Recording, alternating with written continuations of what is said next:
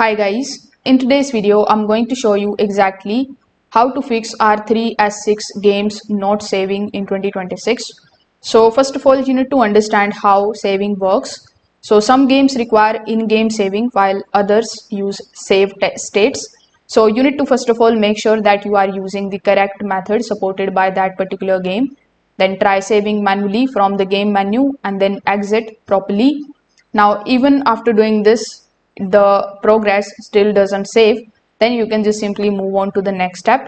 In it you just have to check your SD card because all of the save files are stored in here. So make sure that the card is not full or corrupted.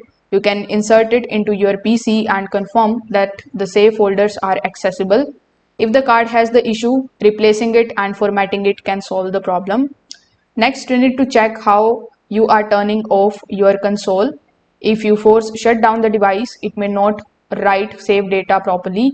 So always exit the game and use the proper shutdown options. This ensures that your progress is also saved correctly.